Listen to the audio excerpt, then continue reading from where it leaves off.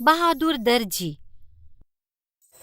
એક સમયે એક બહાદુર દરજી હતો જે હંમેશા કોટ સીવવામાં ખૂબ જ વ્યસ્ત રહેતો. તે ચામડા અને મીણ અને કાપડનો ઉપયોગ કરતો. એક દિવસ બપોર પછી તેને અચાનક ખૂબ જ ભૂખ લાગી. હું બહુ જ ભૂખ્યો છું. હું આખો દિવસ સીવી રહ્યો હતો, પણ મારી પાસે ખાવા માટે સમય નથી અને મારે આ કોટ પૂરો કરવો પડશે. મને ખાવા માટે કંઈક જોઈએ છે, પરંતુ મારી પાસે ફક્ત ટોસ્ટનો સૂકો ટુકડો જ છે. પછી તેણે બહાર અવાજ સાંભળ્યો, વેચવા માટે સરસ નવું જામ. હું આ તકને છોડી નથી શકતો. વૃદ્ધ સ્ત્રી, અહીં આવો અને મને થોડો જામ આપો. તમને કેટલું જોઈએ છે? કૃપા કરીને એક જાર આપો. દરજીએ તેના ટોસ્ટ માટે થોડો જામ ખરીદ્યો. તેણે થોડા ટુકડા ખાધા. પછી તેણે ટોસ્ટ નીચે મૂક્યો અને પાછો કામ પર લાગી ગયો. દરજી સીવી રહ્યો હતો ત્યારે ખુલ્લી બારીમાંથી કેટલીક માખીઓ આવી તેઓ મીઠા રસીલા જામ ઉપર બેઠી. જ્યારે તેનો ટોસ્ટ સમાપ્ત કરવા વિચાર કર્યો ત્યારે તેણે 7 માખીઓ જામમાં ચોંટેલી જોઈ. ઓ ના, માખીઓ! શું તમને લાગે છે કે આ ટોસ્ટ તમારા માટે છે? મારે તમારા બધાથી છુટકારો મેળવવો પડશે. જેથી ગુસ્સે થયેલા દરજીએ તેમના પર કાપડના ટુકડા વડે હુમલો કર્યો. 7 માખીઓ જમીન પર પડી ગઈ. મૃત. એક ફટકામાં 7. પછી તેણે પોતાનો એક પટ્ટો બનાવ્યો અને તેના પર મોટા સુવર્ણ અક્ષરોમાં 1 ફટકામાં 7 શબ્દો લખ્યા. આખું વિશ્વ જાણી શકે છે કે હું કોણ છું અને મેં હમણાં શું કર્યું છે. પરંતુ પ્રથમ મને મારી મુસાફરી માટે ચીઝનો ટુકડો જોઈએ. કદાચ મને ફરીથી ભૂખ લાગી શકે છે, તો હું શું કરીશ? દરજી જંગલમાં ગયો. ત્યાં તેને એક નાનો પક્ષી મળ્યો. તેણે તે લીધો અને તેણે તેને ચીઝ સાથેના ખિસ્સામાં મૂક્યું. તે થોડે દૂર ચાલ્યો. તેને એક વિશાળ રાક્ષસ મળ્યો. નમસ્તે. એ તમે ક્યાં જાઓ છો? હું વિશાળ વિશ્વમાં મારું નસીબ શોધું છું. શું તમે મારી સાથે આવવા માંગો છો? પાગલ નહીં બાન. કેમ નહીં? કારણ કે તું નાનો છે. તો શું હું નાનો હોઈશ, પરંતુ હું બહુ મજબૂત છું. તું મજબૂત? તે મને હસાવી દીધો. મારા પટ્ટા પર નજર નાખો જો તમે જોવા માંગતા હો કે હું કેવો માણસ છું. એક ફટકામાં 7. તો શું તમે જન્મદિવસની કેક અથવા એવું કંઈક મળ્યું હતું? તું 7 વર્ષનો છે? મેં મારા જન્મદિવસ પર એક ફટકામાં 7 મીણબત્તી બુજાવી. તો શું તેમાં શું થઈ ગયું? તેનો અર્થ એ કે હું મજબૂત છું, જેમ કે મેં એક ફટકો મારતા 7ને નીચે પાડી દીધા હતા. હું એક વિશાળ રાક્ષસ છું, તેથી હું તારા કરતા વધારે મજબૂત છું. તેથી રાક્ષસે ખડક પસંદ કર્યો. તેણે તેને એટલો સખત દબાવ્યો કે પાણી બહાર આવી ગયું. હું દાવો કરું છું કે તું તે નહીં કરી શકે. દરજી હસ્યો અને તેની ચીઝ બહાર કાઢ્યું. હું મારા ખડકમાંથી દૂધ નીચોવીશ. પછી દૂધ ન નીકળે ત્યાં સુધી તેણે ચીઝ દબાવી. આ તો રસપ્રદ છે. મને હજી ખાતરી નથી થઈ. રાક્ષસે જાળને ખેંચી લીધું અને રસ બહાર ન આવે ત્યાં સુધી તેને દબાવ્યા કર્યું. તને લાગે છે કે તું આ કરી શકે છે? આ તો કઈ નથી. આ જુઓ. પછી દરજીએ તેના ખિસ્સામાંથી મીણનો ટુકડો કાઢ્યો જે હીરાના આકારમાં હતો અને તેને પાછળથી આગળ ફેંકવા લાગ્યો ત્યાં સુધી કે બધું મીણ તેના હાથ ઉપર લપેટાઈ ગયું અને તે અદ્રશ્ય થઈ ગયું. શું? તે ક્યાં ગયું? આ તે એક હીરો હતો જે મેં અદ્રશ્ય કરી નાખ્યો. પરંતુ તે શક્ય નથી. તમે તેને તમારી પોતાની આંખેથી જોયો છે. રાક્ષસે એક પથ્થરને એક અંતર સુધી દૂર ફેંકી દીધો. આમ કરીને બતાવો. આ તો કઈ નથી, પરંતુ તે પૃથ્વી પર નીચે આવી ગયો. આ જુઓ. પછી દરજીએ તેના ખિસ્સામાંથી પક્ષીને ખેંચીને હવામાં ફેંકી દીધું. પક્ષી ખૂબ જ ઝડપથી ઉડાન ભરી ગયું. એટલી ઝડપથી કે રાક્ષસને લાગે કે તે એક ખડક જ છે. વાહ! અને ખડક ક્યારેય નીચે નહીં આવ્યો. તે ક્યાં ગયો? ખડક હજુ આકાશમાં ઊંચે જ છે. પરંતુ તું આટલો મજબૂત ન હોઈ શકે. યાદ રાખો, એક ફટકામાં 7 માર્યા. બસ પછી રાજા અને તેના કેટલાક સેવકો ત્યાંથી પસાર થયા. આ બધું શું છે? કંઈ નહીં મહારાજ, મેં હમણાં જ આ રાક્ષસને હરાવ્યો છે. મને હરાવ્યો? શક્ય નથી. અને રાક્ષસ બની શકે તેટલી ઝડપથી ભાગ્યો. હું એક ફટકામાં 8મો નહીં બનીશ. ના ના ના ના ના. ત્યાં રાક્ષસથી મારા રાજ્યને બચાવ્યું છે. આ લે સોનાની થેલી. ઓહ, આભાર મહારાજ. મારી સાથે મારા રાજ્યમાં આવો. દરેકને ખબર પડવી જોઈએ કે બહાદુર દરજીએ રાક્ષસથી છુટકારો મેળવ્યો છે. અને તે ફરીથી ક્યારે ત્રાસ નહીં આપી શકે. અને તેથી નાના દરજીને ખ્યાતિ અને નસીબ મળ્યું અને તે પછી તે ખુશીથી જીવ્યો. સમાપ્ત. એક વિચિત્ર ડાકણ. ઘણા સમય પહેલા ઇંગ્લેન્ડનો રાજા આર્થર નિષેધ રાજ્યમાં શિકાર કરી રહ્યો હતો, પરંતુ રાજ્યના સૈનિકોએ તેને શોધી કાઢ્યો. ઉભા રહો. તમને નિષેધ રાજ્યમાં શિકાર કરવાની મંજૂરી નથી, તેથી જ અમે તેને નિષેધ કહીએ છીએ. તમને અહીં રહેવાની પરવાનગી કોણે આપી? કોઈએ નહીં. તો પછી તમારે અમારી સાથે આવવું જ જોઈએ. અમે તમને નિષેધ રાજ્યના રાજા માર્ક્સ લઈ જશું. તમારે ત્યાં આવવું જ પડશે અમારી સાથે. જ્યારે કિંગ માર્કસે તેને જોયો ત્યારે તેણે કહ્યું, તમે એક હોશિયાર વ્યક્તિ લાગો છો, પરંતુ નિષેધ રાજ્યમાં પ્રવેશ માટેનો દંડ છે 1 અંગનું કપાઈ જવું. ઉભા રહો. શું અંગ કપાઈ જવું? મને પ્રવેશ નહીંનું ચિહ્ન પણ દેખાતું નથી અહીંયા. ખરેખર તો તે પ્રવેશની શિકાર કરતો હતો મહારાજ. અચ્છા, તે કિસ્સામાં દંડ મૃત્યુ છે. તમે એક સરસ વ્યક્તિ જેવા લાગો છો અને તમે તમારા બધા અંગો સાથે ખૂબ સારા દેખાશો, તો હું તમને એક શરત પર માફ કરીશ. ઠીક છે. શું શરત છે? તમારા રાજ્યમાં પાછા જાઓ અને હું તમને એક ખૂબ જ મુશ્કેલ પ્રશ્નનો જવાબ શોધવા 1 વર્ષ આપું છું. ઓકે? ઓકે, કોઈ સમસ્યા નથી. મારા કિલ્લા પર મારી પાસે એક વિચાર કરનાર મહાન લોકો છે. તેઓ તમામ પ્રકારના પ્રશ્નોનું નિરાકરણ લાવે છે. તો શું તમને પ્રશ્ન જાણવા માંગો છો? ના, હા, જાણવા માંગુ છું. તો ઉભા રહો. ઓકે, હું તૈયાર છું. પ્રશ્ન એ છે કે સ્ત્રીઓ શું ઈચ્છે છે? નહીં. વાહ. કદાચ આપણે ડાબી બાજુ હાથનો ફરીથી વિચાર કરી શકીએ. તમારી પાસે 1 વર્ષ છે, તે પછી અમે તમારો હાથ લઈશું અથવા પછી તમારું જીવન લઈ લઈશું. આ પ્રશ્નનો જવાબ બહુ અશક્ય છે. મારા રાજ્યના સૌથી બુદ્ધિશાળી માણસો પણ તમારા સવાલનો જવાબ નહીં આપી શકે, પરંતુ હું માનું છું કે તમે પ્રયત્ન કરવા યોગ્ય છો. 1 વર્ષ પછી મળીશું આપણે. કિંગ આર્થર તેના રાજ્યમાં પાછો ફર્યો અને બધાને પૂછવા માંડ્યો. રાજકુમારી, રાણી, પૂજારીઓ, ચતુર માણસો, પરંતુ કોઈની પાસે જવાબ નહોતો. પછી તેણે એક દાસીને પૂછ્યું, ઠીક છે, લોકો કહે છે કે કોઈ ડાકણ ઊંડા જંગલમાં રહે છે જે કોઈ પણ પ્રશ્નનો જવાબ જાણે છે. તમે તેને કેમ નથી પૂછતા? આ તો વિચિત્ર વાત છે.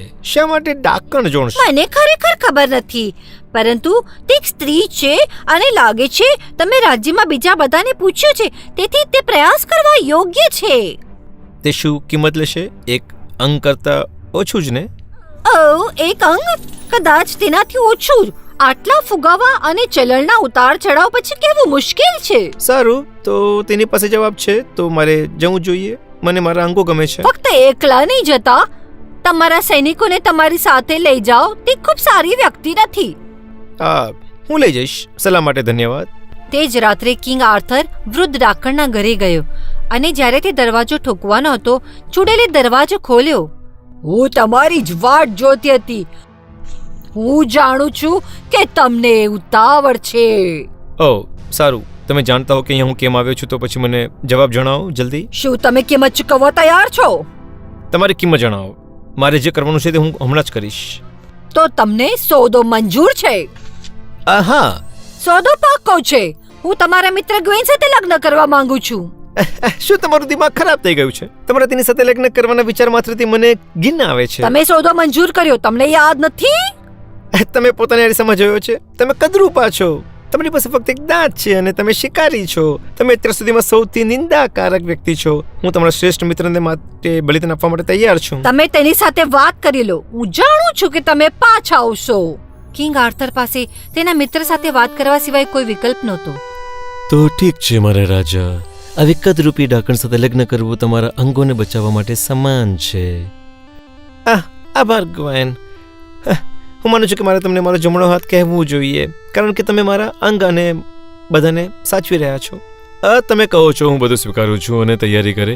લગ્ન કાલે થશે, બાકી બધું સંભાળી લેશો ને તમે? કિંગ આર્થર ડાકણના ઘરે પાછો ગયો. હું તૈયાર થઈ જઈશ. કાલે લગ્ન પછી તમને તમારો જવાબ મળશે. જ્યારે લગ્નના કાગળો પર હસ્તાક્ષર થયા, ચુડેલે જણાવ્યું, એક સ્ત્રી ઈચ્છે છે કે તેનું મૂલ્ય હોવું જોઈએ. લગ્નમાં દરેક વ્યક્તિ આશ્ચર્યચકિત થઈ ગયો હતો કે કિંગ આર્થરે આ પ્રકારનો સોદો કર્યો હતો. મહિલાઓ પણ. પરંતુ તેઓને આશા હતી કે કિંગ આર્થર હવે કિંગ માર્કસથી સુરક્ષિત રહેશે અને કિંગ આર્થરે તેનો જવાબ પહોંચાડવા માટે નિષેધ રાજ્યની યાત્રા કરવાની યોજના બનાવી. દરમિયાન લગ્ન સમયે ગ્વેન ડાકણ પ્રત્યે આદર અને દયા રાખતો હતો, પરંતુ મહેમાનો, જે મહાન માણસો અને દાસીઓ હતા, તેમના પોતાના મંતવ્યો જુદા હતા. તે જે રીતે ખાય છે તે તો જુઓ. હું માત્ર તેને જોઈને શરમ અનુભવું છું. શા માટે તેને હાથથી ખાવું જોઈએ? જો આપણી પાસે ચમચી હોત તો? શું તમે તે અવાજ સાંભળી રહ્યા છો જ્યારે તે ખાય છે કે મારી કલ્પના છે? બિચારો ગ્વેન તો ખૂબ ઉદાર છે. બિચારો ગ્વેન, તે ખૂબ જ દેખાવડો છે. તે ખરેખર એક સારો મિત્ર છે. ખરેખર તે છે. તે દિવસે રાત્રે દરવાજો ખુલ્યો અને ગ્વેન તેના ઓરડામાં એકલો હતો ત્યારે તેને એક સુંદર યુવતી જોઈ. વાહ, કોણ છો તમે? હું તમારી પત્ની છું. મારી પત્ની? આ કેવી મજાક છે? આ મજાક નથી, તે હું જ છું. ઘણા સમય પહેલા લોકોના ક્રૂર શબ્દોએ મને કદરૂપે અને વિકરાળ દેખાવા માટે શ્રાપ આપ્યો હતો, પરંતુ તમારી દયાથી મારી સુંદરતા ફરીથી પ્રગટ થઈ ગઈ છે. પરંતુ તમે ખૂબસૂરત છો. શું થયું હતું તમને?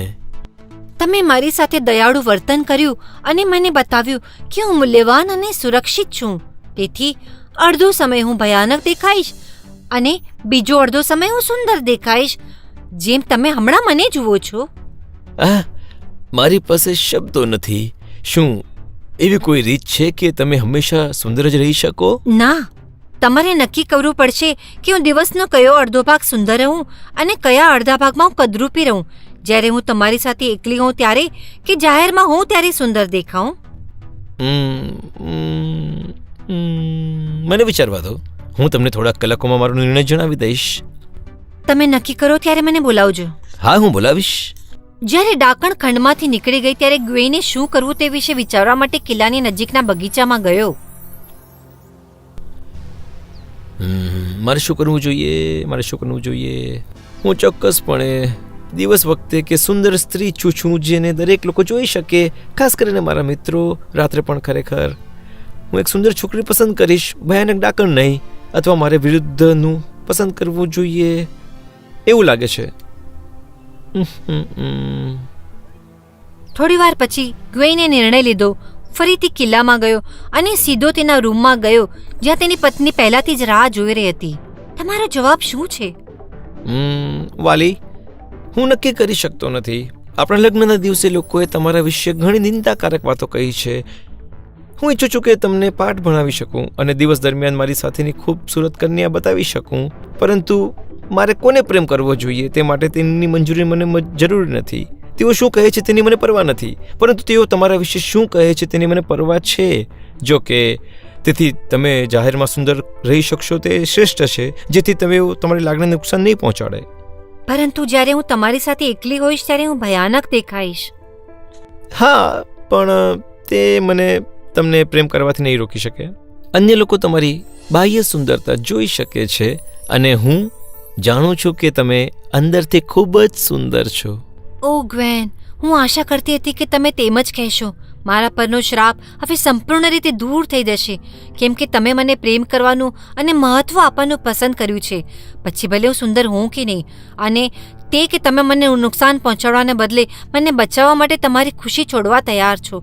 હવે હું તમારા માટે બધો સમય સુંદર રહીશ. અને તેઓ કાયમ માટે સુખીથી રહ્યા, અને રાજાને તેનો હાથ રાખવા મળ્યો, તે પણ તે અંગે ખુશ હતો. સમાપ્ત. રાજકુમારી જે ક્યારેય હસતી નહોતી. એક વખત એક રાજકુમારી હતી જે ક્યારેય હસતી નહીં. હકીકતમાં તે ક્યારેય સ્મિત પણ નહોતી કરતી. તેના પિતા તેને પ્રેમ કરતા હતા, અને તે અગાઢ પ્રેમને કારણે તેમની પુત્રીને હાસ્ય વિના જોવાથી તેમના હૃદયને દુઃખ થતું. તેથી એક દિવસ રાજાએ એક યોજના કરી. તેણે વચન સાથે ઘોષણા કરી કે જે કોઈ પણ રાજકુમારીને સ્મિત કરાવશે તે તેની સાથે લગ્ન કરી શકે છે. જોકરો, જગલરો અને બીજા ઘણા કલાકારો મહેલમાં આવ્યા હતા. તેઓએ તમામ યુક્તિઓ અજમાવી, પરંતુ ઘણા પ્રયત્ન કર્યા છતાં રાજકુમારી ક્યારેય સ્મિત નહોતી કરતી. કિલ્લાની નજીક જેક નામનો ખૂબ જ પ્રામાણિક, ખૂબ સરળ અને ખૂબ અણઘડ માણસ રહેતો હતો. તે તેની ગરીબ માતા સાથે રહેતો હતો. એક દિવસ જેકની વૃદ્ધ માતાએ તેને કહ્યું, તું જા અને કંઈ કામ શોધી લે. આ યુવક કિલ્લાની આજુબાજુમાં બેકરીમાં મદદગારની નોકરી મેળવવામાં સફળ રહ્યો. કામના પહેલા દિવસ પછી માલિકે ચૂકવણી તરીકે જેકને ડઝન ઈંડા આપ્યા. જેકને એટલો આનંદ થયો કે તે હાથમાં ઈંડા લઈને ખુશીથી ઘરે ચાલ્યો ગયો. પરંતુ જ્યારે તે કિલ્લામાંથી પસાર થઈ રહ્યો હતો ત્યારે તે લપસી ગયો અને જમીન ઉપર પડ્યો અને તમામ ઈંડા તૂટી ગયા. રાજકુમારીએ તેની બારીમાંથી આ જોયું, પરંતુ તે હસી નહીં. ઘરે જેકની માતાએ તેને કહ્યું, મૂર્ખ છોકરા, જો તારી ટોપીમાં ઈંડા મૂક્યા હોત તો તારાથી તે ના તૂટ્યા હોત. બીજી વાર જરૂર યાદ રાખીશ માં. બીજા દિવસે આખો દિવસ સખત મહેનત પછી જેકને ચૂકવણી તરીકે એક ઘેંટું આપવામાં આવ્યું. તેની માતાની સલાહને યાદ કરીને તેણે તેની ટોપીમાં ઘેંટું મૂકવાનું નક્કી કર્યું અને તે ઘરે દોડ્યો. પરંતુ કિલ્લાની સામે ઘેંટું તેની ટોપીમાંથી બહાર નીકળીને ભાગી છૂટવામાં સફળ રહ્યો. જ્યારે જેક તેની પાછળ દોડ્યો ત્યારે તે કાદવના ખાડામાં પડ્યો અને માથાથી પગ સુધી પલળી ગયો. રાજકુમારીએ તેની બારીમાંથી પણ આ બધું જોયું, પરંતુ તે હજી પણ હસી નહીં. તે ટપકતા કાદવ સાથે ઘરે ગયો ત્યારે તેની માતાએ તેને ઠપકો આપ્યો અને કહ્યું, ઓ જેક, હું તારું શું કરું? તું ઘેટાને દોરડાથી કેમ નહોતો બાંધતો? હું હવેથી એમ જ કરીશ માતા.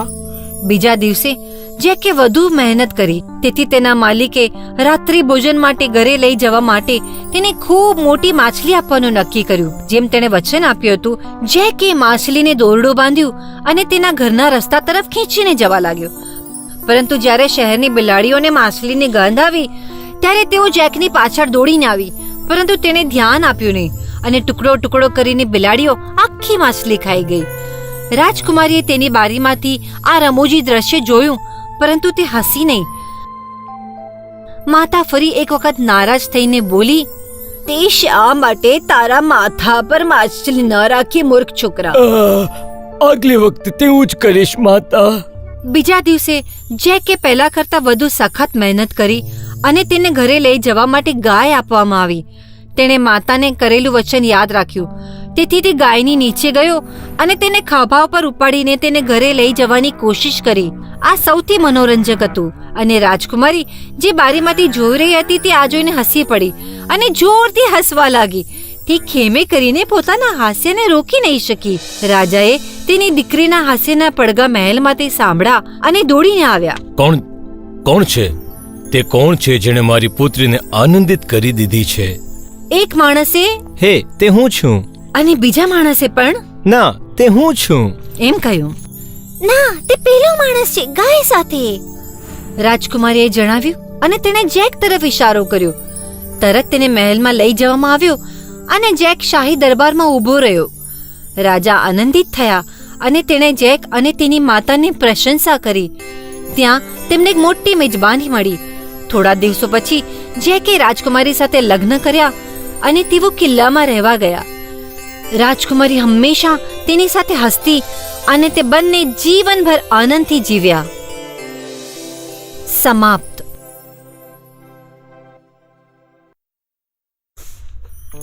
મોહિત રાજકુમારી. એક સમયે એક વૃદ્ધ ખેડૂત હતો જેને 2 પુત્રો હતા, ઓસ્ટિન અને કાર્ટર. કાર્ટર, તું ક્યાં છો? મને તારી મદદની જરૂર છે.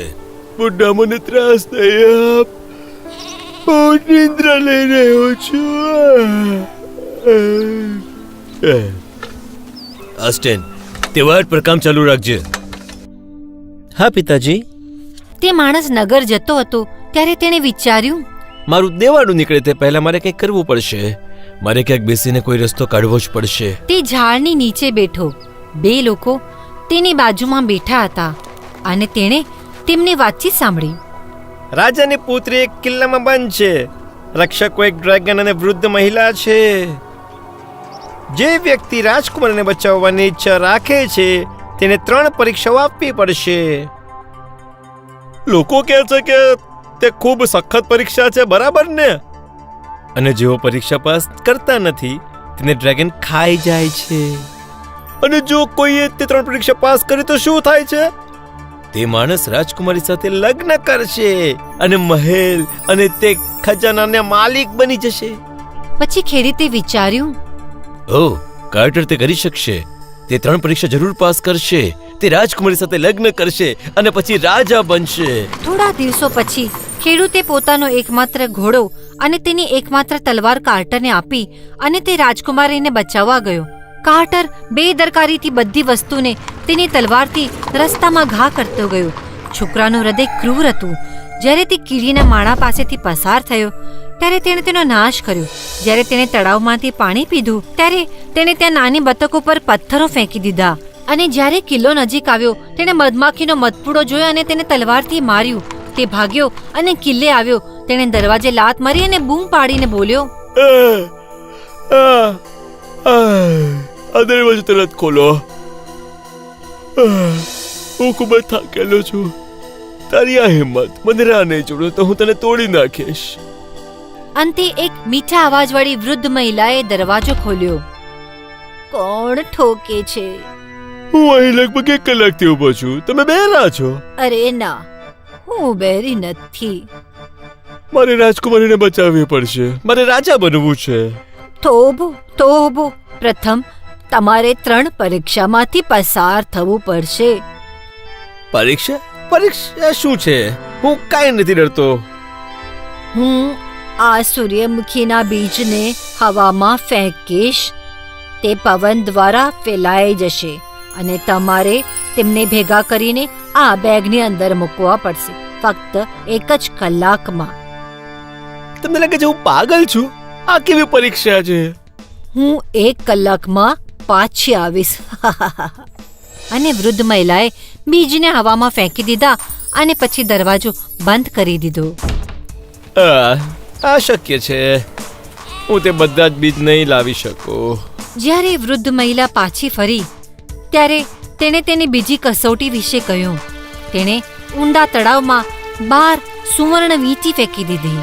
તમારે તેને 1 કલાકમાં શોધવી પડશે. હું કાંટો નથી. પાણી ઠંડુ અને ઊંડું છે. મારા પ્રિય, તમે ખૂબ સારી રીતે કરી રહ્યા છો, પરંતુ ચાલો ત્રીજી કસોટી પૂરી કરો. મને અનુસરો. હું કંટાળી રહ્યો છું. અંદર તેઓ મહેલમાં પહોંચ્યા. તેઓ એક અંધારા ઓરડામાં ગયા. સફેદ ચાદરથી ઢંકાયેલ 3 મૂર્તિઓ છે. તમારી પાસે 1 કલાક કહેવા માટે છે કે કઈ રાજકુમારી છે. જો તમારું અનુમાન સાચું હશે તો તે મુક્ત થઈ જશે, પરંતુ જો નહીં થાય. હું જમણી બાજુની પસંદ કરું છું. જમણી બાજુવાળી. તમારી જાતને ઉજાગર કરો. અરે નહીં. એક ડ્રેગન. નહીં. સહાય કરો, મદદ કરો. થોડા દિવસો પછી ખેડૂત ઓસ્ટિન સાથે વાત કરી રહ્યો હતો. કાર્ટર ક્યાં છે? મને તેની ચિંતા થવા લાગી છે. પિતાજી, મને કિલ્લા પર જવા દો. ના દીકરા, હું હવે મારો એકમાત્ર પુત્ર ગુમાવવા નથી માંગતો. મારા પર વિશ્વાસ રાખો પિતાજી, હું પાછો આવીશ. પરંતુ મારી પાસે ઘોડો નથી અને તને આપવા માટે તલવાર પણ નથી. ઓસ્ટિન માત્ર રોટલીનો ટુકડો લઈને ચાલતો જાદુઈ કિલ્લા તરફ ગયો.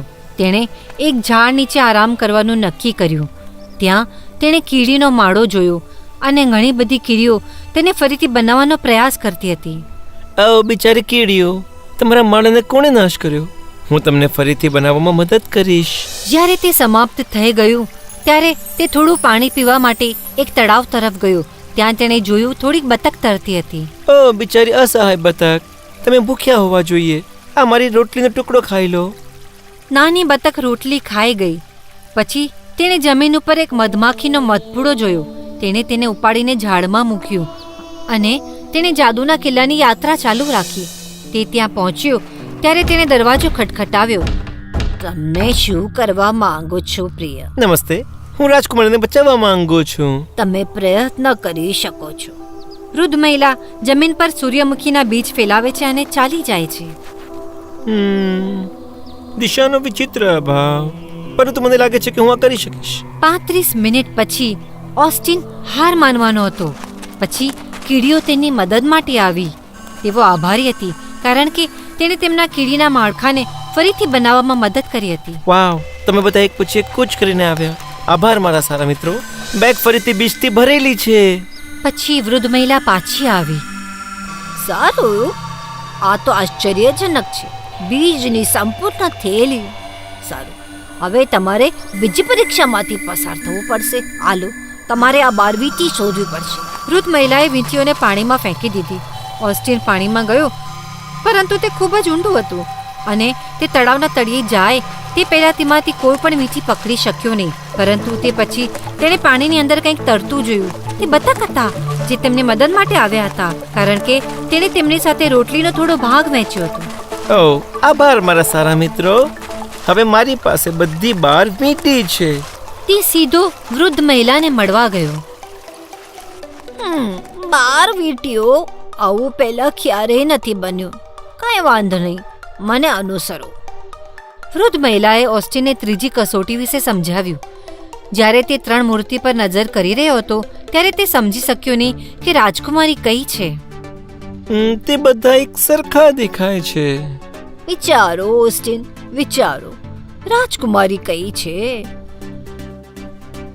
અચાનક સેંકડો મધમાખીઓ બારીમાંથી પ્રવેશ કરી અને મધ્ય મૂર્તિની આસપાસ ઉડાન ભરવા લાગી. તે મધ્યમાં છે. ઓ, મધ્યમાંની એક. તમારી જાતને ઉજાગર કરો. સફેદ ચાદર જમીન પર પડી અને રાજકુમારી દેખાઈ ગઈ. કોયડાઓનો ઉકેલ લાવવા અને મને બચાવવા બદલ આભાર ઓસ્ટિન. રાજકુમારીએ આભાર માનતા કહ્યું. પછી તેઓએ જોયું કે ડ્રેગન ટાવર ઉપરથી ભાગતો હતો. હવે તમે આ મહેલના માલિક છો. હું હવે જઈશ. તેથી જ્યારે ઓસ્ટિન સુકાઈ ગયો ત્યારે તેણે રાજકુમારીને તેની સાથે લગ્ન કરવા કહ્યું અને આશ્ચર્ય પામતા તેણે હા પાડી. પછી તેઓ મધમાખીના મધપૂડા બાંધતા અને તેમના મહેલની ખાઈને બતકોથી ભર્યા પછી હંમેશા ખુશ રહેતા હતા. રાજકુમારી રોઝ અને સોનેરી પક્ષી. ઘણા વર્ષો પહેલા એક રાજ્યમાં ખૂબ દૂર એક સુંદર રાજકુમારી રહેતી હતી અને લાલ હતા. તેને ગુલાબ ખૂબ જ પસંદ હતા. તેથી દરેક જણ તેને રાજકુમારી રોઝ કહેતું. દરરોજ સાંજ પછી રાજકુમારી રોઝ અટારી પર આવીને તાળી પાડતી હતી. એક સોનેરી પક્ષી ક્યાંકથી ઉડતો આવતો અને તેના ખભા ઉપર ઉતરતો અને જાદુઈ રીતે રાજકુમારીના વાળ ચમકવા લાગતા તેજસ્વી લાલ પ્રકાશથી. જ્યારે પક્ષી મોહક સુરમાં ગાવાનું શરૂ કરતો ત્યારે રાજકુમારી રોઝ તેની સાથે હાલરડું ગાતી અને રાજ્યના દરેક લોકો પરોઢ સુધી મીઠા સપના જોતા ઊંઘી જતા. આવું દરરોજ કેટલાય વર્ષો સુધી ચાલુ રહ્યું. જેમ જેમ સૂર્યાસ્ત થતો રાજકુમારી રોઝ અને નાનો સોનેરી પક્ષી તેમના મનોહર ગીતો ગાતા જેથી બધા લોકો ઊંઘી જતા અને પરોઢના વિરામ સુધી મીઠા સપના જોતા. એક દિવસ કંઈક ભયંકર ઘટના બની. એક દુષ્ટ વૃદ્ધ ચુડેલ રાજકુમારી રોઝ વિશે જાણી ગઈ અને તેને શાપ આપવાનું નક્કી કર્યું. આબ્રાકાડાબ્રા, તેજથી થઈ જા ફીકો. રોઝનો રંગ પડી જાય ફીકો. અને રાજકુમારી રોઝના વાળ તરત જ ટાર જેવા કાળા થઈ ગયા. રાજકુમારી રોઝને ખબર ન હતી કે તેના વાળ શા માટે કાળા થયા છે, પરંતુ હંમેશાની જેમ તે તેની અટારી પર ગઈ અને તાળીઓ પાડી. પરંતુ આ વખતે જ્યારે સોનેરી પક્ષી ઉતર્યો, રોઝના વાળ લાલને બદલે કાળા થયા. પક્ષીએ તેના મોહક મધુર ગીતો ગાયા અને રાજકુમારી રોઝે તેનું હાલરડું ગાયું. પરંતુ રાજ્યમાં બધા ઊંઘી ગયા ત્યારે તેઓને ફક્ત ખરાબ સ્વપ્નો આવ્યા.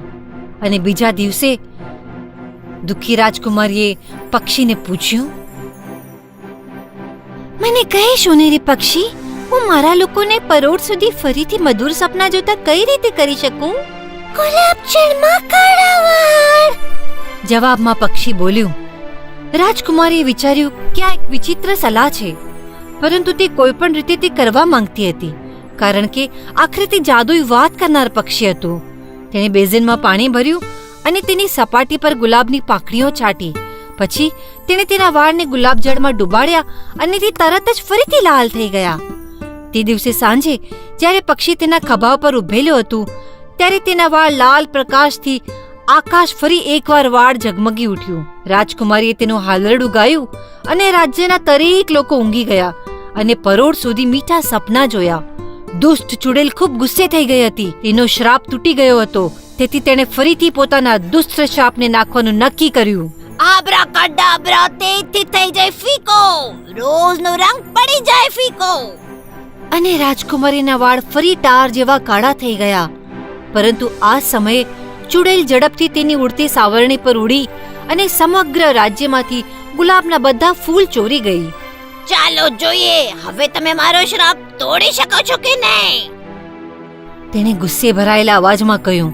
ફરી એકવાર દુઃખી રાજકુમારીએ પક્ષીને પૂછ્યું, મને કહે સોનેરી પક્ષી, હું મારા લોકોને પરોઢ સુધી ફરીથી મધુર સપના જોતા કઈ રીતે કરી શકું?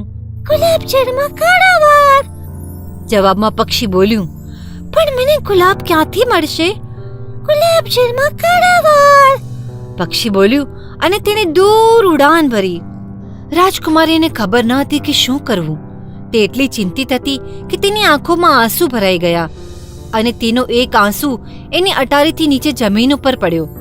તે ક્ષણે એક યુવાન અને ઉદાર રાજકુમાર અટારીની નીચે ઊભો હતો. તેણે એક નાનકડું બોક્સ કાઢ્યું અને તેની અંદરથી એક લાલ વાળ કાઢ્યો. તે નીચે વળ્યો અને વાળ રાજકુમારીના આંસુ ઉપર મૂકી દીધો. અને તે પછી એક ચમત્કાર થયો. અચાનક લાલ વાળ લાલ ગુલાબમાં ફેરવાઈ ગયું. રાજકુમારે ગુલાબ લીધું અને તેને રાજકુમારી પાસે લઈ ગયો. ગુલાબ જોયા પછી તેને તરત જ તેના આંસુ લૂછી નાખ્યા અને તેની પાંદડીઓ ખેંચીને બેસીનમાં પાણીમાં નાખી. તે પછી તેને તેના વાળને ડૂબાડ્યા અને શ્રાપ તૂટી ગયો. દરેક વ્યક્તિ આશ્ચર્યચકિત થઈ ગઈ અને રાજકુમારને પૂછ્યું, યુવાન, તને તે લાલ વાળ ક્યાંથી મળ્યા? જ્યારે હું અને રાજકુમાર બંને બાળકો હતા ત્યારે મેં તેના પ્રત્યેની વફાદારીના સંકેત રૂપે તેના માથા પરથી વાળનો એક ભાગ ખેંચ્યો હતો અને તેણે પણ મારા વાળના એક ભાગને ખેંચી કાઢ્યો હતો. તે સાચું કહે છે પિતાજી. રાજકુમારીએ પુષ્ટિ આપી અને નાનકડું બોક્સ બહાર કાઢ્યું. તેણે રાજકુમારના માથામાંથી એક વાળ અંદરથી બહાર કાઢવા માટે તેને ખોલ્યો. આ સમાચારથી સૌ આનંદિત થયા. પ્રિન્સ અને રાજકુમારી રોઝ જાણતા હતા કે તેઓ કોઈ દિવસ લગ્ન કરશે અને તેથી બધા યોગ્ય રંગના વાળ સાથે તેણે તે જ દિવસે તેની સાથે લગ્ન કરવાનું કહ્યું. ચુડેલને ખબર પડી કે તેનો શ્રાપ ફરીથી તૂટી ગયો છે અને તેને ખબર પડી કે તેના દુષ્ટ ઉદ્દેશથી આવી સારી અને અદ્ભુત વાત બની ગઈ છે. તેના દુષ્ટ હૃદયમાં ક્રોધનો એટલો વધારો થયો કે તે 1000 નાના નાના ટુકડાઓમાં ફાટી ગઈ અને રાજકુમારીના અશ્રુમાંથી નીકળેલો ગુલાબ વધ્યો અને એટલો વધ્યો કે રાજ્ય ફરી એકવાર ગુલાબના ફૂલથી ભરાઈ ગયું. અને તેથી જ રાજકુમારી રોઝના લાલ વાળની જેમ ગુલાબ પણ હંમેશા લાલ જ હોય છે. અને દરેક રાત્રે રાજકુમાર અને તેની રાજકુમારી અટારી પર મળતા અને તેઓ સુવર્ણ પક્ષીને મારતા અને હાલરડું ગાતા, જેથી બધા લોકો સૂઈ જાય અને પરોઢ સુધી મીઠા સપના જુએ. સમાપ્ત. હંસ કન્યા. એક સમયે એક વૃદ્ધ રાણી હતી જેની એક સુંદર પુત્રી હતી અને જ્યારે રાજકુમારી મોટી થઈ ત્યારે તેના એક રાજકુમાર સાથે લગ્ન નક્કી થયા હતા, જે ખૂબ જ દૂરના રાજ્યમાં રહેતા હતો. માં, મારે આ લગ્ન કરવા પડશે? હા મારી પ્રિય પુત્રી, મેં રાજકુમારને મારું વચન આપ્યું છે કે તું લગ્ન કરશે, પરંતુ હું અહીં તમારી સાથે રહેવા માંગુ છું. હું વૃદ્ધ થઈ ગઈ છું અને જલ્દીથી જતી રહીશ. હું ઈચ્છું છું કે તારા પતિ હોય જે તારું રક્ષણ કરે. માં, મને તમને છોડવાની ઈચ્છા નથી, પણ જો તમે એમ કહેશો તો હું જઈશ. હું નથી ઈચ્છતી કે તું એકલી જાય, તેથી મારી દાસી આશા તારી સાથે જઈ રહી છે. શું તમારો ઘોડો તૈયાર છે? હા માતા, અમે બંને જવા માટે તૈયાર છીએ. યાદ રાખ કે આશા મારા પ્રત્યે વફાદાર છે અને મને ખાતરી છે કે તને જે થાય તે બધું મને કહેશે. હા માં, હું જાણું છું, ચિંતા કરશો નહીં. રાણી અને તેની પુત્રી મહેલની બહાર ગયા, જ્યાં દાસી અને ઘોડાઓ રાહ જોતા હતા. ચાલ આશા, જીવી તમારી ઈચ્છા રાજકુમારી, આવજો. પણ રાણીને એક વાતની ખબર ન હતી. તે એ હતી કે આશા અંદરથી ખૂબ જ ગુસ્સે હતી અને ઈર્ષા કરતી હતી અને લોભી હતી. તે રાજકુમારી બનવા માંગતી હતી અને રાણીની પુત્રી તેને ગમતી નહોતી. રાજકુમારી અને દાસી પોતાના ઘોડા ઉપર બેઠા અને મહેલની બહાર નીકળી ગયા.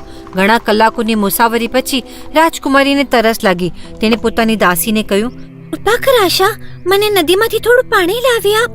જો તમને તરસ લાગ્યો હોય તો જાતે લઈ લો, બસ નદી પાસે સૂઈ જાઓ અને તેમાંથી પી લો. રાજકુમારી નમ્ર હતી. તે તેના ઘોડા ઉપરથી ઉતરી પાણીના પ્રવાહમાં નીચે વળીને પાણી પીધું અને ફરીથી તેના ઘોડા ઉપર બેસી ગઈ.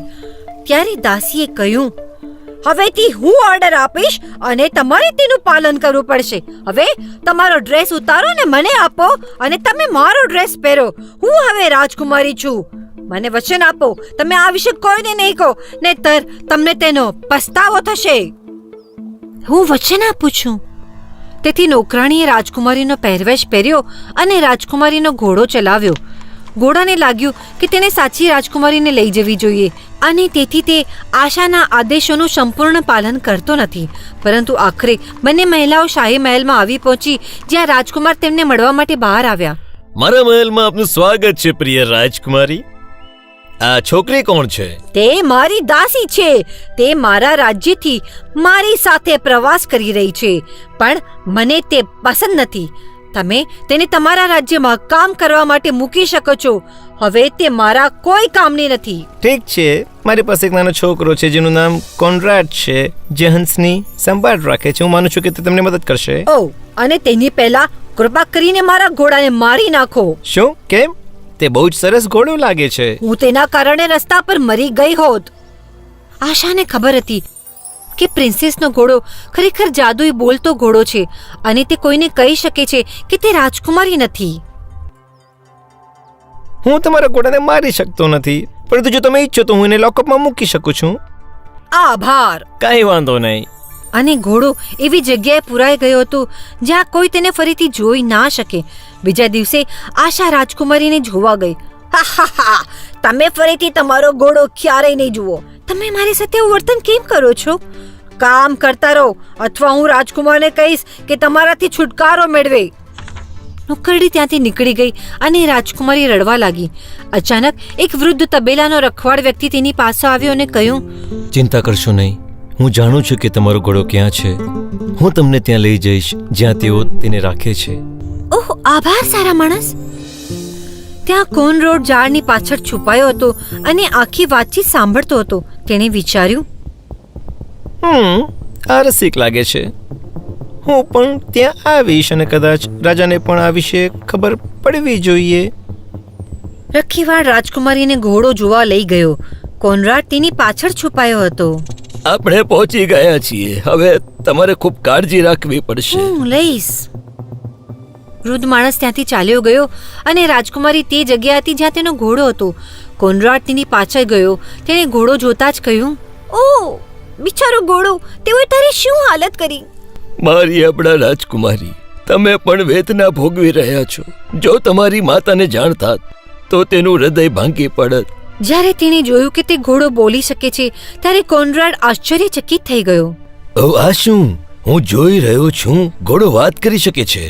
મારે રાજકુમારને કહેવું જોઈએ પરંતુ તે મારા પર વિશ્વાસ કરશે મને ખબર નથી. મારે તે વિશે વિચારવું પડશે.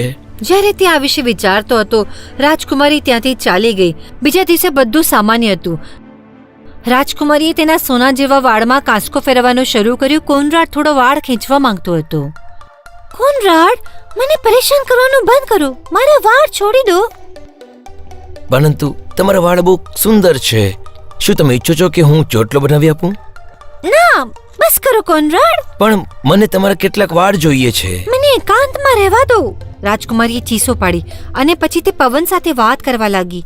વેજો વેજો ધીમા પવન, જ્યારે હું કહું કોનરાડની નાનકડી ટોપી દૂર ઉડાડી દો અને તેને અહીં ત્યાં પીછો કરવા દો જ્યાં સુધી મારા વાળને ગૂંથી લઉં.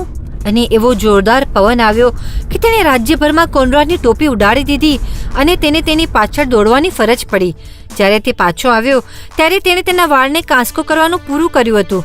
કોનરાડ ગુસ્સે થઈને ચાલ્યો ગયો અને સીધો રાજકુમારને મળવા ગયો. યુવરાજ, મારે ફરીથી તે છોકરીની નજીક રહેવું નથી. હું ડરી ગયો છું. તે માત્ર એક નિર્દોષ છોકરી છે. તમે નથી કેમ ડરો છો?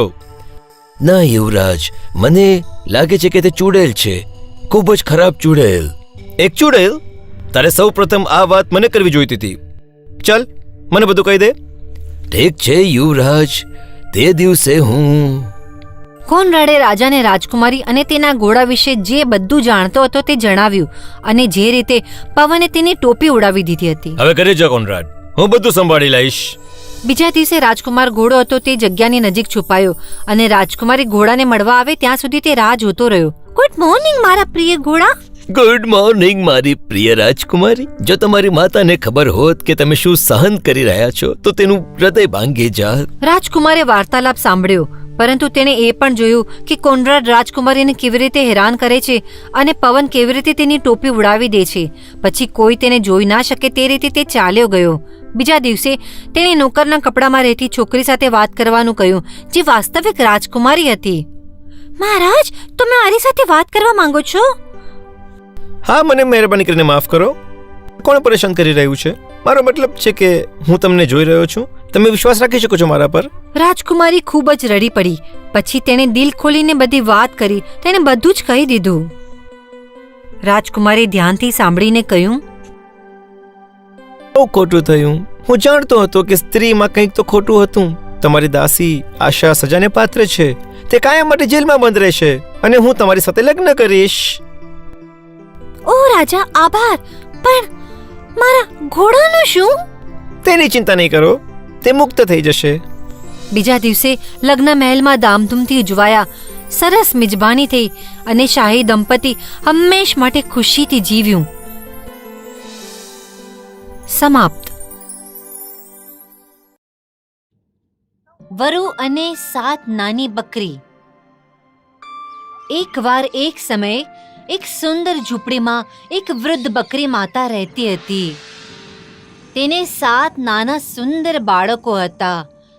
એક મોટો દુષ્ટ વરુ તેમના કુટીરની બાજુમાં રહેતો હતો, જે હંમેશા તેમને ખાઈ જવા માંગતો હતો. એક દિવસ માતા બકરીને બાળકો માટે જમવાનું લેવા જવાનું હતું. તેથી તેણે કહ્યું, મારા પ્રિય બાળકો, કાળજીપૂર્વક સાંભળો. હું તમારા માટે સ્વાદિષ્ટ ભોજન મેળવવા માટે જંગલમાં જાઉં છું. જ્યારે હું દૂર હોઉં ત્યારે દરવાજો નહીં ખોલતા. જો મોટો દુષ્ટવરુ આપણી કુટીરમાં આવે તો તે તમને ખાઈ જશે. દુષ્ટવરુ હંમેશા પોતાની જાતને છુપાવે છે, પરંતુ તમને તેને ઓળખવામાં મુશ્કેલી નહીં પડે, કારણ કે તેનો ભારે અવાજ, કાળા પગ અને લાંબા નખ છે. પ્રિય માતા, અમે ધ્યાન રાખશું કે દુષ્ટવરુ ઘરમાં ના આવી જાય. અમારી વિશે ચિંતા નહીં કરો માતા, અમે સુરક્ષિત રહીશું. તેથી માતા બકરી તેના રસ્તે ચાલી ગઈ. થોડી જ વારમાં દરવાજા પર એક મોટો અવાજ આવ્યો. પ્રિય બાળકો, કૃપા કરીને દરવાજો ખોલો. હું તમારી માતા છું અને તમારા માટે ગીતો ગાઈશ. એક બાળકે દરવાજાની ઉપરની બારીમાંથી લાલ મરચો પાવડર ફેંકી દીધો. મોટા દુષ્ટ વરુની આંખો બળવા લાગી.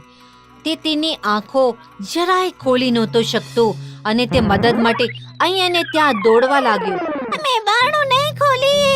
અમારી માતાનો અવાજ મધની જેમ નરમ અને મીઠો છે. તમારો અવાજ જાડો અને કર્કશ છે. તું દુષ્ટ વરુ છે. જવાબ સાંભળીને મોટા દુષ્ટ વરુને નિરાશા થઈ અને તે મધપૂડો શોધવા માટે ચાલી નીકળ્યો. તે મધને ખાવા માંગતો હતો કારણ કે તે જાણતો હતો કે મધ તેના અવાજને નરમ અને મીઠો બનાવશે. તરત જ તેને ઝાડ ઉપર લટકતો મધપૂડો મળ્યો. પોતાને માટે મધપૂડો મેળવવા માટે તેણે તેની તરફ એક પથ્થર ફેંક્યો અને મધમાખીઓએ તેની પર હુમલો કર્યો. પોતાનો જીવ બચાવવા તે નજીકના તળાવમાં ગયો.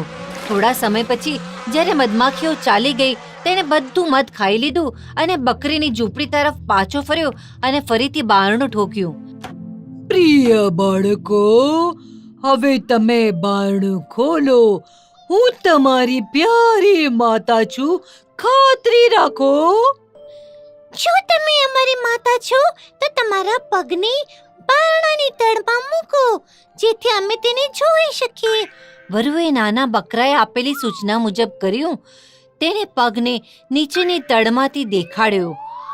બાળકોએ જોયું કે પગ તો કાળો છે અને તેમાંના એકે મોટા હથિયારથી તેને જોરથી માર્યો. દુષ્ટ વરુ પીડાથી ચીસો પાડવા લાગ્યો.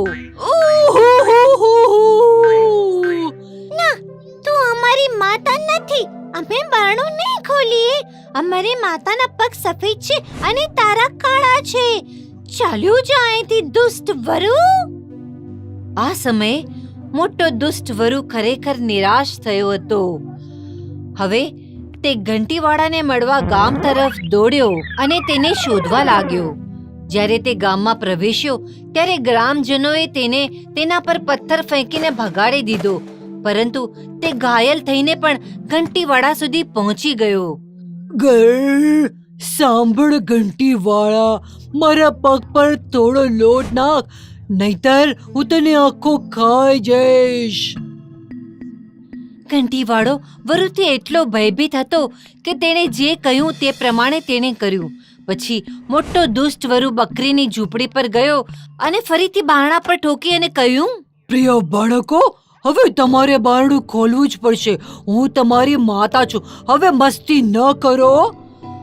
અમને તમારા પગ બતાવો. વરુ આ સમયે તેના સફેદ પગ દરવાજાની તળમાંથી દેખાડતા ડરતો હતો.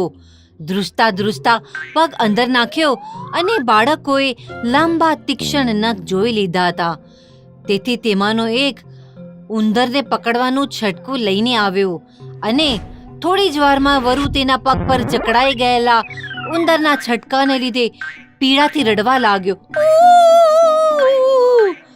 ના, તું અમારી માતા નથી.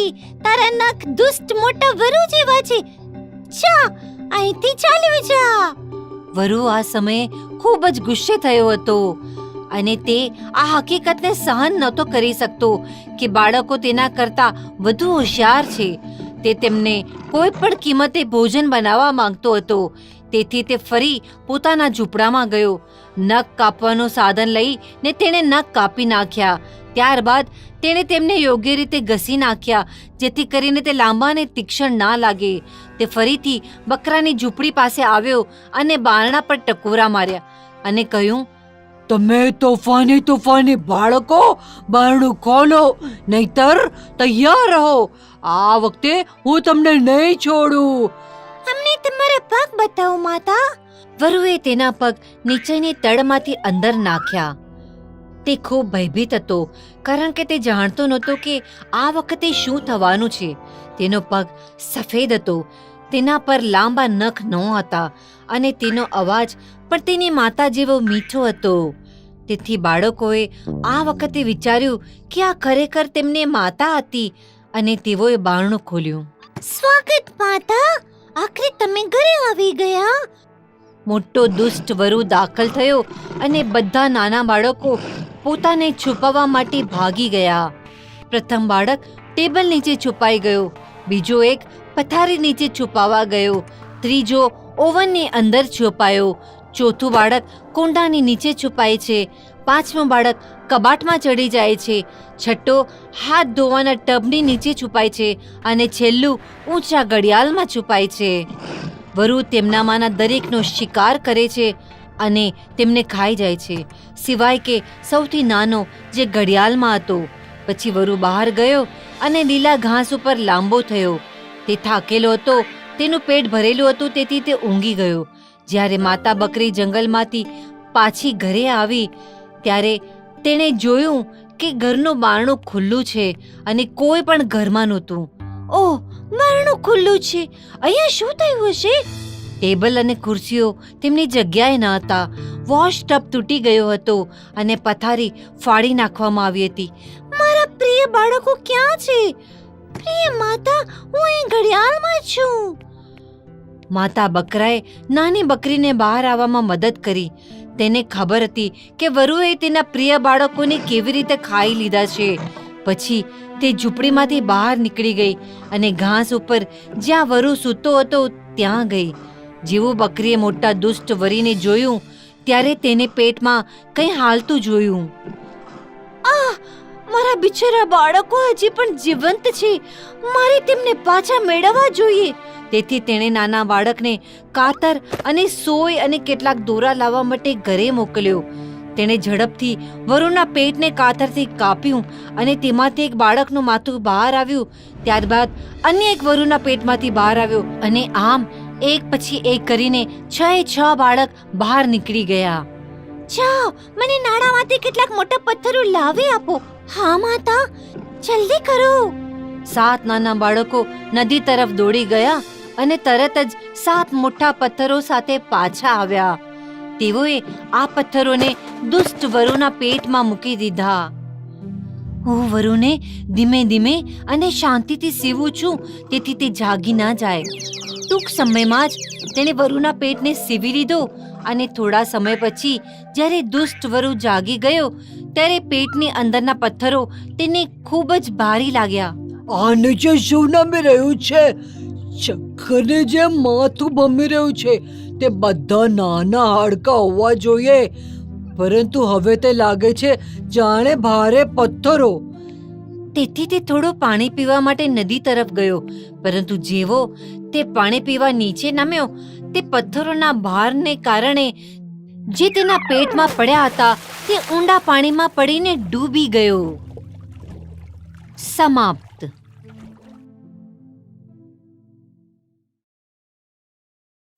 નાની બાકસ વેચતી છોકરી.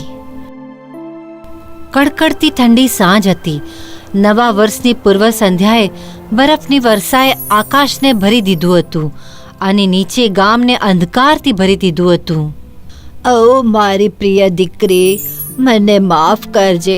મારે તને આવી સાંજે આ બાકસોને વેચવા માટે ગાઢ અંધકારમાં મોકલવી પડશે, પરંતુ તું જોઈ શકે છે કે હું ચાલી પણ નથી શકતી, કારણ કે હું ઘણી જ બીમાર છું. હા દાદી, હું સમજી શકું છું. અને યાદ રાખજે વાલી, આ બાકસો વેચીને તું જે પૈસા કમાવીને લાવશે તેમાંથી આપણે આજે રાતે ખાઈ શકશું, નહીતર આપણને ખાલી પેટે સૂવાની ફરજ પડશે. હવે તું જા મારી દીકરી. ચિંતા નહીં કરશો દાદી, હું બધી બાકસો વેચીશ અને સાથે સાથે ઘરે રાત માટે ખાવાનું પણ લઈ આવીશ. આવજો. આવા ઠંડક ભર્યા અંધકારમાં અને પર્વતો વચ્ચેની શેરીઓમાં એક ગરીબ નાની છોકરી જેની ઉંમર લગભગ 8 વર્ષની હતી અને એક અનાથ હતી તે નીકળી પડી. તેને માથું ગરમ રાખવા માટે ટોપી પહેરી હતી અને તેના કપડાં બધા જૂના હતા અને ઘણી જગ્યાએથી ફાટી ગયા હતા. તેના પગ સખત ઘાયલ અને ખુલ્લા હતા, કેમ કે તેની પાસે કોઈ પગરખાં નહોતા. તે તેના પાતળા હાથમાં બાકસ લઈને ખૂણા ઉપર ઊભી હતી. ખૂબ આશાપૂર્વક લોકો તેને જોઈને મોઢું બગાડતા હતા. તેઓ તેમની ક્રિસમસની ખરીદીમાં વ્યસ્ત હતા. તેઓ ગરીબ અને નાની છોકરી ઉપર એક પણ નજર નહોતા નાખતા. સ્વીટી, મેં રમકડાની દુકાનમાં તારા માટે જે ખરીદ્યું તું તેને ગમે છે? ઓ હા માતા, ડીંગલી સુંદર છે, આભાર. અને પોશાક ખૂબ જ મનોહર છે. નાની બાકસ વેચતી છોકરીની આંખોમાં આંસુ ભરાયા, પરંતુ રડવાનો સમય નહોતો, કારણ કે તેને થોડી બાકસ વેચવી હતી. તેથી તે તેના દાદી માટે રાત્રિ ભોજન લઈ જઈ શકે. તેથી તેણે બહાદુરીથી તેની આંખોમાંથી આંસુ લૂછ્યા અને સ્ત્રીને કહ્યું, બહેન, કૃપા કરીને તમે આ બાકસ ખરીદશો. તે ખૂબ જ સખત અને સરસ છે. ના, મારે બાકસની જરૂર નથી. મારી દીકરીથી દૂર જા. ખબર નથી પડતી લોકો શા માટે આ પ્રકારના લોકોને શેરીઓમાં આવવા દે છે અને તેઓ અમારા જેવા શિષ્ટ લોકોમાં ભળી જવા માંગે છે. તેનો પોશાક જુઓ માં, તે ખૂબ જ જૂનો છે. હું દિલગીર છું, પણ મારી પાસે ફક્ત આ જ કપડાં છે. તે મારી સમસ્યા નથી અને આ ઉપરાંત મારી પાસે પૈસા પણ નથી. અને જો હોત તો હું બાકસ નહીં ખરીદું. તો જા અને અમને એકલા છોડ. પણ તે માત્ર એક જ પૈસાના છે. તને સમજાતું નથી? મને તે નથી જોઈતા. હવે જા, નહીતર હું પોલીસને બોલાવી લઈશ.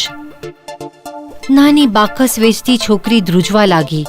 એકવાર ફરી વધુ બરફ પડવા લાગે છે, પણ તે પસાર થતી જાય છે લોકોમાં બાકસ વેચવા માટે અને કોણ ખરીદશે તે શોધવા માટે. મેમ, કૃપા કરીને શું તમે થોડી બાકસો ખરીદવા માંગો છો? તે સરસ છે.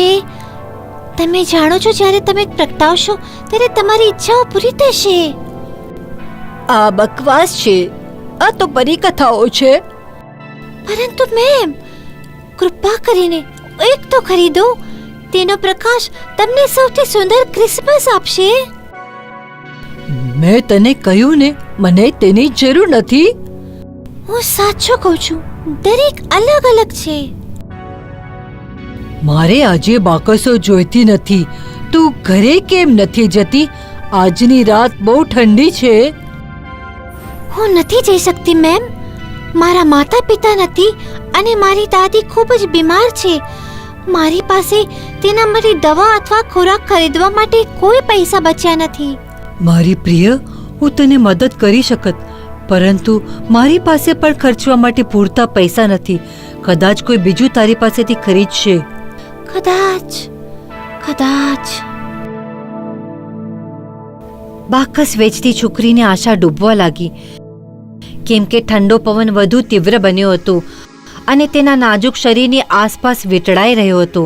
તેના બર્ફીલા પંજા સાથે તેને છીનવી લેવા માંગતો હતો અને એક છેલ્લો નિશ્ચય કરીને બાકસ વેચતી છોકરી વધુ પ્રયત્ન કરવા લાગી, પરંતુ તેનો કોઈ ફાયદો થયો નહીં.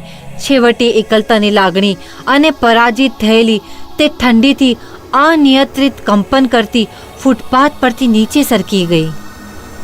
મારા હાથ અને પગ બરફના થઈ ગયેલા લાગે છે. હું મારી એક સરસ બાકસ પેટાવીશ, ફક્ત મારી આંગળીઓને થોડું ગરમાટું મેળવવા. નબળી નાની છોકરીના હાથ એટલા મોટા પ્રમાણમાં ધ્રુજી રહ્યા હતા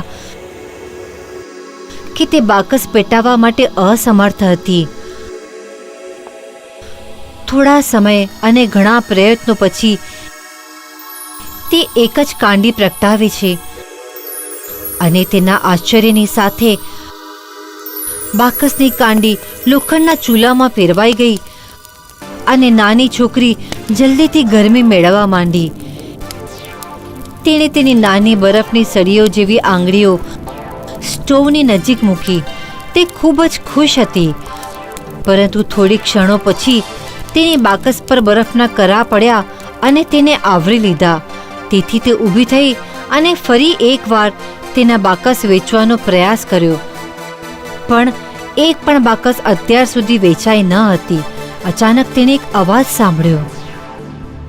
એ નાની છોકરી, તારી પાસે શું છે વેચવા માટે? હું બાકસ વેચું છું. તમે ખરીદવા માંગો છો? અવાજ તરફ વળતાની સાથે જ તેને એક વૃદ્ધ ગર્ભવિહોણી સ્ત્રીને ખૂણામાં ઊભેલી જોઈ. તેના પાતળા કૂતરા સાથે તે બંને ઠંડીમાં કાંપી રહ્યા હતા. તને દેખાતું નથી હું પણ તારા જેટલી ગરીબ છું? ઓહ, માફ કરશો. મારા દાદીમા માટે થોડો ખોરાક ખરીદવા મારે આ બાકસો વેચવી પડશે. સારું, તું કૃપા કરીને મારા કૂતરાની કાળજી લેશે. હું ફક્ત થોડા સમયમાં જ આવી જઈશ. મારે ખોરાક શોધવા માટે જવું પડશે અને કદાચ હું તારા માટે પણ ખોરાક લઈ આવી જઈ શકું. હા, ઓછામાં ઓછું મારી દાદી માટે થોડો ખોરાક લઈ જઈ શકું છું, પરંતુ કૃપા કરીને જલ્દી આવજો, કેમ કે મારે તેમના માટે દવા પણ લેવી છે. નાની બાકસ વેચતી છોકરી કૂતરાની દેખરેખ રાખવા માટે સંમત થઈ અને વૃદ્ધ સ્ત્રી શક્ય એટલી ઝડપથી પાછા ફરવાના વચન સાથે ચાલી ગઈ. તેણે કૂતરાનો પટ્ટો પકડી રાખ્યો હતો અને તે શાંતિથી ખૂણામાં બેઠો હતો. થોડી વારમાં ગરીબ છોકરી ફરીથી ધ્રુજવા લાગી. તેણે એક ક્ષણ માટે વિચાર્યું અને બાકસને કાંડી કાઢીને દિવાલથી ઘસીને સળગાવી. તેના આશ્ચર્ય વચ્ચે તે ખાવાની અદ્ભુત વસ્તુઓથી ભરેલું ટેબલ જુએ છે, જેમાં ટર્કી, ઘેટું, હંસ, માછલી, સફરજન અને કેક હતા. ઓહ, હું ઈચ્છું છું કે હું તે બધું ખાઈ જાઉં. હું આ જગ્યાએ ખૂબ શાંતિ અનુભવું છું.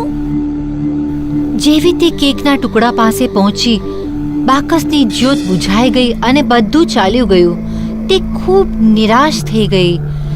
તેણે આકાશ તરફ જોયું અને પ્રાર્થના કરી, હે ભગવાન, કૃપા કરીને મને આ ઉદાસીમાંથી બહાર કાઢો. હું ખૂબ ભૂખી અને થાકેલી છું. કૃપા કરીને મારી સહાય કરો.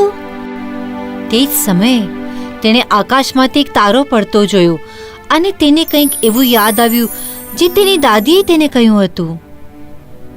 દાદી કહે છે, જ્યારે કોઈ તારો પડે છે ત્યારે કોઈનું મૃત્યુ થાય છે. મારા દાદી ખૂબ માંદા છે.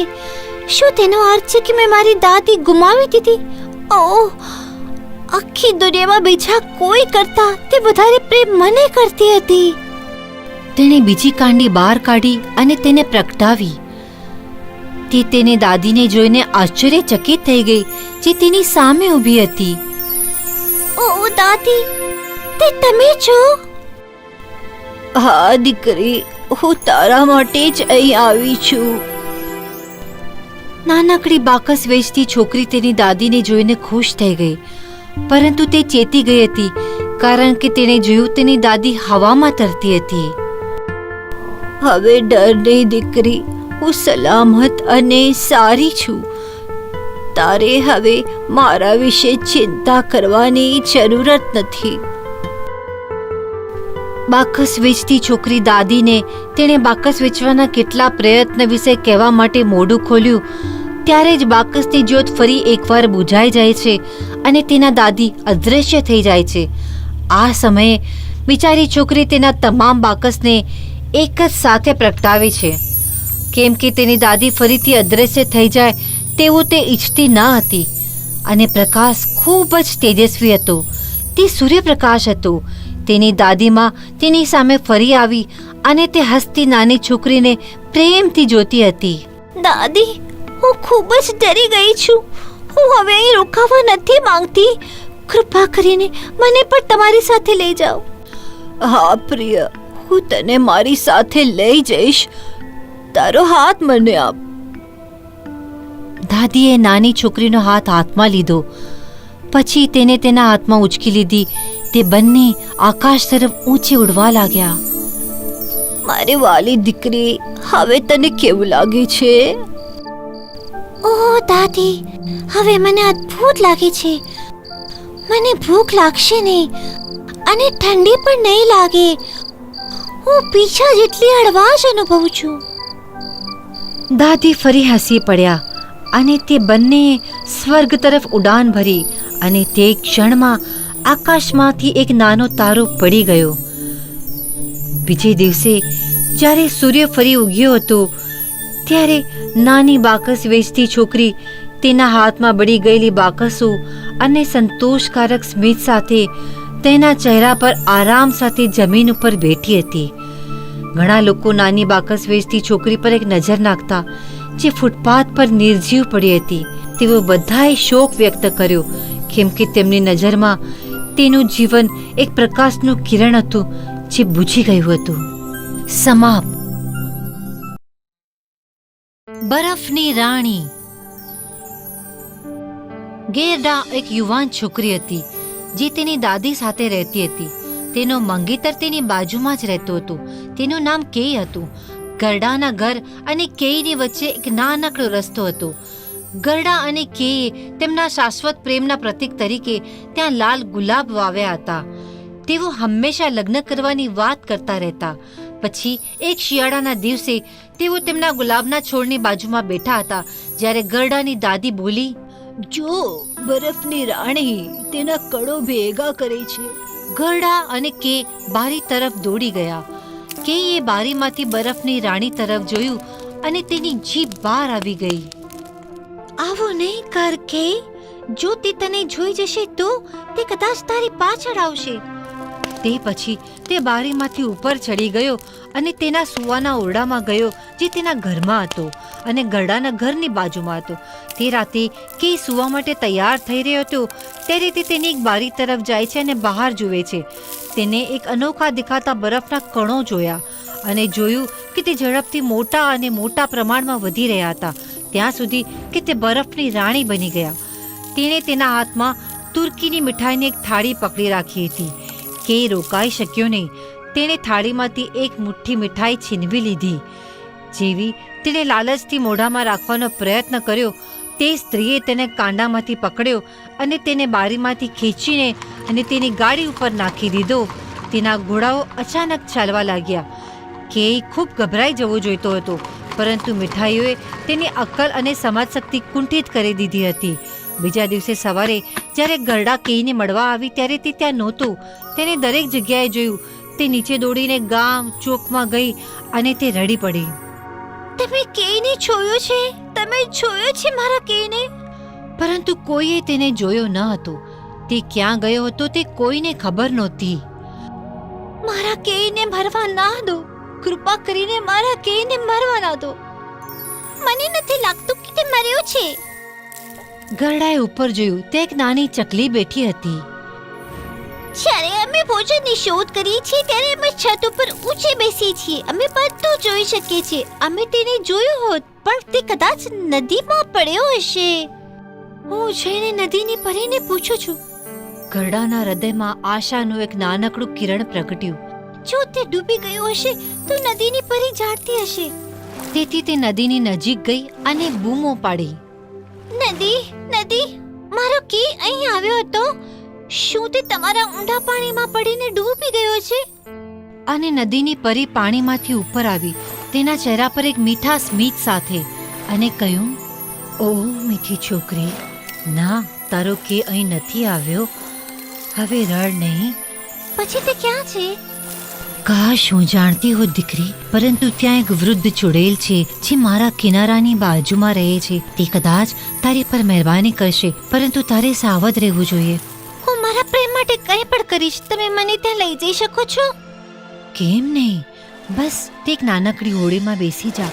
મારી ધારાઓ તને ચુડેલની ઝૂંપડી તરફ લઈ જશે. ત્યારબાદ નદી પરી ગાયબ થઈ ગઈ અને ગરડા બોટમાં બેસી ગઈ. નાની હોડીમાં ઝડપથી વહેરેલી નદીમાં તરતી રહી. પછી ગરડાએ એક નાનકડી ઝૂંપડી જોઈ. એક વૃદ્ધ મહિલા લંગડાતી બહાર આવી. તે વાંકી વળેલી હતી અને હાથમાં ચાલવાની લાકડી પકડી હતી. વૃદ્ધ સ્ત્રી નદીના કાંઠે ગઈ. તેની ચાલવાની લાકડીથી બોટને ખેંચી અને તેને જમીન તરફ દોરી ગઈ. તે ગરડાને બહાર આવવામાં મદદ કરી રહી હતી. તેમ છતાં ગરડા આ વિચિત્ર વૃદ્ધ ચુડેલથી ડરતી હતી, પણ તેણે કેઈને શોધવાનો નિર્ધાર કર્યો હતો. આવ અને મને કહે કે તું કોણ છો. ગરડાએ તેને બધું જ કહ્યું. તમે મારા કેઈને જોયો છે? ના, પણ તે કદાચ અહીં આવી શકે છે. તેઓ ઝૂંપડીની અંદર ગયા. ટેબલ પર સુંદર ચેરીઓનો વાટકો પડ્યો હતો. હવે ઉદાસ ન થા ગરડા. તારો પ્રેમ તારા સુધીનો રસ્તો શોધી લેશે. હવે ચેરી ખાઈ લે. જ્યારે ગરડા ખાઈ રહી હતી ત્યારે વૃદ્ધ મહિલાએ તેના લાંબા વાળને સોનેરી કાંસકાથી ઓળ્યા. ઓળતી વખતે તે બોલી, હું તારા જેવી જ પૌત્રીની ઈચ્છા રાખતી હતી. ગરડા કે વિશે ભૂલી ગઈ હતી, કારણ કે વૃદ્ધ મહિલાએ જાદુઈ કાંસકા દ્વારા તેના પર જાદુ કર્યું હતું. વૃદ્ધ ચુડેલ ગરડાને તેણે પોતાની પાસે જ રાખવા માંગતી હતી. થોડા સમય પછી ગરડા બોલી, હું કાયમ અહીં જ રહીશ.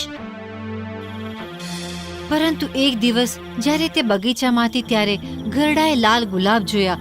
તેને કેઈની યાદ આવી. કેઈની સ્મૃતિએ વૃદ્ધ મહિલાના જાદુને તોડી નાખ્યો અને ગરડા બગીચાના દરવાજે ગઈ. તે થાકી ન જાય ત્યાં સુધી દોડતી રહી અને પથ્થરના પુલ ઉપર અટકી. અચાનક તે ઠીંગુઓથી ઘેરાઈ ગઈ હતી. ગરડાને કબજે કરવા ઠીંગુજીઓ આગળ ધસી આવ્યા હતા. તે ભરેલી અને સુંદર છે અને તે બદામ અને મધ ખાઈને ઉછરી છે. તે કેટલી સ્વાદિષ્ટ હશે. તે મારી મમ્મી સાથે રમશે. તે મને તેના હાથમોજા અને સુંદર પોશાક આપશે. નાની ઠીંગુ છોકરી જે ગરડાની જેટલી જ ઉંમરની હતી તેણે તેના ચહેરા પર શોકભર્યો દેખાવ કર્યો હતો. તેણે કમરની ફરતે નાની ગેરડાને પકડી અને કહ્યું, તેઓ તને મારી ન શકે. હું તારું રક્ષણ કરીશ. તેઓ બધા હસી પડ્યા અને ગરડાને નાનકડી ઠીંગુ છોકરીને આપવા માટે સંમત થયા. ગરડાએ તેને તેની વાર્તા કરી અને તે કેઈને કેટલો ચાહતી હતી તે પણ કહ્યું અને તે શા માટે તેને શોધવા માંગતી હતી. તેઓએ ખાધું પીધું પછી તેઓ પથ્થરના પુલની નીચે ચાલી રહ્યા હતા. તેમની ઉપર 100 કરતાં વધુ કબૂતરો જે નિંદ્રાધીન હોવાનો ઢોંગ કરતા હતા તેમણે આ બધું સાંભળ્યું. અમે કેને જોયો છે? ક્યાં? કુટુંબ બરફની રાણીની ગાડીમાં. કુટુંબ તેઓ ક્યાં જતા હતા? લેપલેન, બરફની રાણીનો ત્યાં એક કિલ્લો છે. નાની ઠીંગુ છોકરી ગંભીર દેખાતી હતી. તેણે માથું હલાવીને કહ્યું, હું તારો પ્રેમ મેળવવા તને મદદ કરીશ. નાની ઢીંગુ છોકરી તેના પાળતું પ્રાણી રેન્ડિયરની નજીક ગઈ. તેની આંખો ઝીણી કરી અને કહ્યું, હું તારી દોરી છોડી નાખીશ. તું ઝડપથી દોડજે અને આ મીઠી છોકરીને બરફની રાણીના કિલ્લામાં લઈ જજે. તેના કેઈને શોધવામાં સહાય કર. પછી નાની ઠીંગુ છોકરીએ રેન્ડિયરની દોરી કાપી અને ગરડા અને રેન્ડિયર દૂર ભાગી ગયા. જ્યાં સુધી તે બરફની રાણીના મહેલ સુધી ન પહોંચી ગયા ત્યાં સુધી તે દોડતો રહ્યો. ત્યાં તેણે ગરડાને નીચે બેસાડી. તમારે અહીંથી એકલા જ જવું જોઈએ. તમે પાછા આવશો ત્યારે હું અહીં જ હોઈશ. હું ખાતરી કરીશ કે તમે અને તમારો પ્રેમ સલામત રીતે ઘરે પહોંચ્યા. ગરડા બરફની રાણીના ઊંચા બરફ મહેલની બહાર ચાલી રહી હતી. તે અચાનક હજારો બરફના કણોથી ઘેરાયેલી હતી જે તેની આસપાસ ફરી રહ્યા હતા. તેઓ બરફની રાણીના રક્ષકો હતા. ગરડાએ પ્રાર્થના કરી. ઠંડી એટલી ભયંકર હતી કે તે પોતાનો શ્વાસ પણ જોઈ શકતી હતી. તે તેના મોંમાંથી વરાળની જેમ બહાર આવતા હતા. જેમ જેમ તેણે પ્રાર્થના કરવાની ચાલુ રાખી વરાળ વધતી જતી દેખાઈ ત્યાં સુધી કે તે નાના દેવદૂતના આકારમાં આવી ગઈ. જ્યારે ગરડાએ તેની પ્રાર્થના પૂરી કરી લીધી ત્યાં સુધીમાં દેવદૂતનું આખું લશ્કર તેની આસપાસ ઊભું હતું. તેઓએ બરફના કણો પર હુમલો કર્યો અને યુદ્ધ શરૂ થયું. ગરડાએ જલ્દીથી બરફની રાણીના મહેલ તરફ પ્રયાણ કર્યું પણ તેને કેય મળ્યો તેના દિવાલોની ખૂબ અંદર. કે મારા પ્રિય, અંતે તું મને મળી ગયો. કેય લગભગ હિમાચ્છાદિત હતો અને માથાથી પગ સુધી વાદળી લાગતો હતો અને તે તુર્કીની મીઠાઈનો વ્યસની બની ગયો હતો. હવે તેને બીજું કંઈ પણ સારું લાગતું નહીં. આ બધા સમયે બરફની રાણીએ તેને તે મીઠી જાદુઈ મીઠાઈ ખવડાવી હતી. ગરડાએ તેને આલિંગન આપ્યું અને તેની છાતી પર ગરમ આંસુઓ પડ્યા ને તેના હૃદયમાં ઉતરી ગયા. તેઓએ કેયનું હૃદય જે બરફનું બની ગયું હતું તેને પીગળાવ્યું. તેના શરીરમાં હૂંફ લાગી. તેણે ગરડાને ઓળખ્યો અને આનંદથી રડવા લાગ્યો. ગેરડા, આટલો સમય તું ક્યાં હતો? કે હું તને શોધી રહી હતી પ્રિય. આખરે તું મને મળી ગયો.